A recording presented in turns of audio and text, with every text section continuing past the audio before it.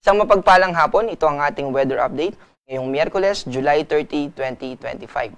Sa kasalukuyan ay wala tayong minomonitor na anumang low pressure area or bagyo dito sa Philippine Area of Responsibility. At wala rin tayong nakikita na cloud cluster na pwedeng mag-develop sa mga susunod na araw. Ang tanging nakakaapekto sa ating bansa ay yung southwest monsoon or yung habagat.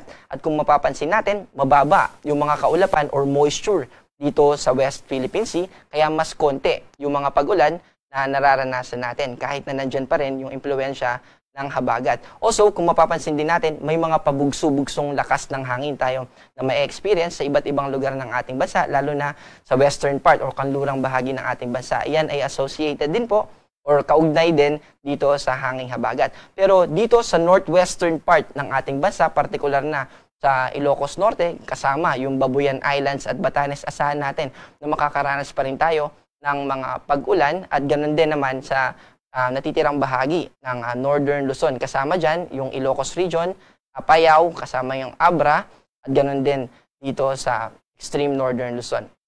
Pero simula Metro Manila, pababa sa Southern Luzon, kasama yung buong Visayas at Mindanao, asahan natin na makakaranas tayo ng partly cloudy to cloudy skies. Ibig sabihin ay maaliwalas na kalangitan ng ating mararanasan. And yes po, pwede na po tayong maglaba at makakapagpatuyo po tayo ng ating mga damit. Pero hindi ibig sabihin nun ay hindi na tayo makakaranas ng mga pag-ulan dahil posible pa rin yung mga localized thunderstorm o yung mga pulo-pulo lang na mga pag-ulan sa specific na area at a certain amount of time. Usually, mga minuto po ang inaabot niyan hanggang sa 2 oras. Kapag umabot ng 2 oras, ibig sabihin ay well-developed na itong mga thunderstorms na nakakaapekto sa atin, lokal na lugar.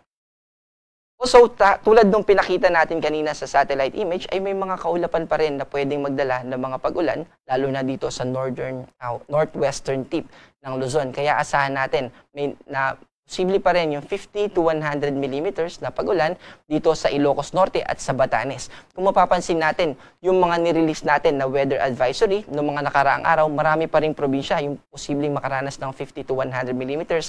Pero ngayon ay 2 na lang. Ito ay isa sa mga senyales na nakakaranas na tayo ng improved weather conditions. Sa mga wala namang kulay, asahan natin na magiging bawas yung kaulapan at yung tsansa ng mga pag-ulan sa ating mga lugar.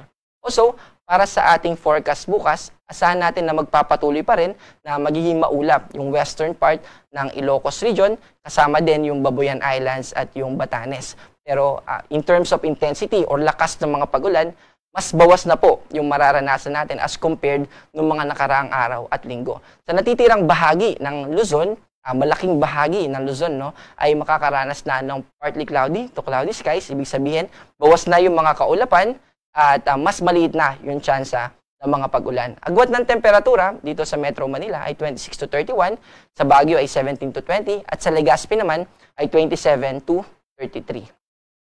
Dito naman sa Palawan, part pa rin po ito ng Luzon, at ganun din naman dito sa buong Visayas at Mindanao, asahan natin na patuloy na magiging partly cloudy to cloudy skies. Ibig sabihin ay mas maganda yung weather na ating mararanasan at mas konti, maliit yung tsansa ng mga pag-ulan. Agwat ng temperatura sa Cebu ay 27 to 33, sa Iloilo ay 26 to 33, at sa Davao ay 25 to 34.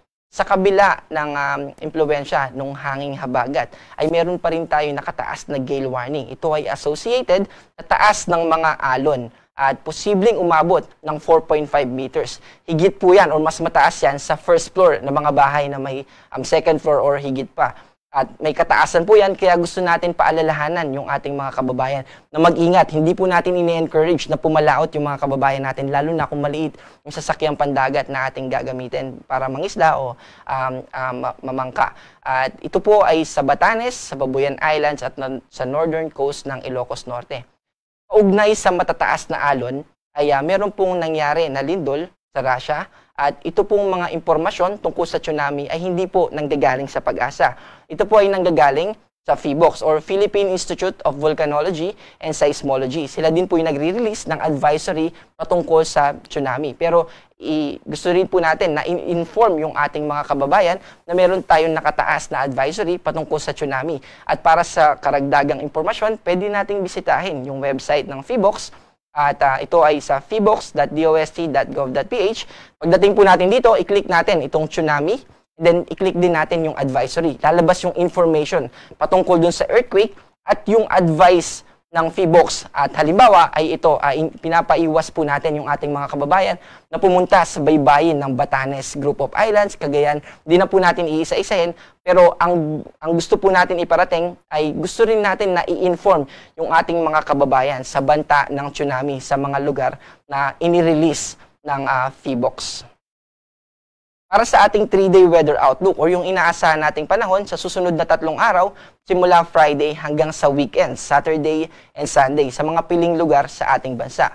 At hindi po natin mailalabas yung lahat ng lugar sa ating bansa, pero kung malapit po tayo dito sa mga babanggitin natin na lugar, ay pwede natin yon na gamitin as reference para sa ating mga lugar. Dito sa Metro Manila, ganun din sa Legazpi City, ay magpapatuloy yung maaliwalas na panahon. Ibig sabihin, mas konti yung kaulapan at mas konti rin yung tsansa ng mga pag-ulan. At kung uulan man, yung intensity or yung lakas ng mga pag-ulan na ito ay mas mahina as compared ng mga nakaraang araw na kung saan ay nakakaapekto sa atin kung si Bagyong Emong at si Dante. Nakaraang linggo din. Pero dito sa Baguio City, sa Friday at sa Saturday, mananatiling maulap ang ating kalangitan. Ibig sabihin, mataas pa rin yung tsansa ng mga pag-ulan. Pero sa Sunday, ay manunumbalik ito sa partly cloudy to cloudy skies.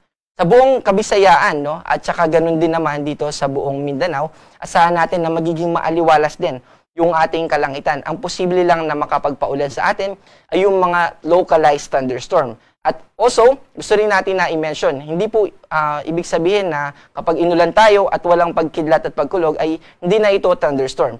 Posible pa rin po na thunderstorm ito at meron po kasi tayong iba't ibang uri ng mga pagkidlat. So meron po tayong tinatawag na cloud to cloud na mga pagkidlat. Ito yung mga pagkidlat na nangyayari between or within dun sa mga kaulapan na posibleng magpaulan sa atin. At yung nakikita natin na normal, yung kidlat na umaabot sa lupa, yun naman yung tinatawag natin na cloud to ground. So hindi po ibig sabihin na inulan tayo at walang kidlat or kulog ay hindi na ito galing sa mga thunderstorms. So yun lang po yung posible na makapagpaulan sa atin dito sa Visayas at sa Mindanao.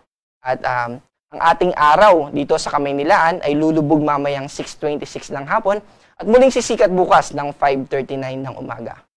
Ako po si John Manalo. Ang panahon ay nagbabago, kaya maging handa at alerto.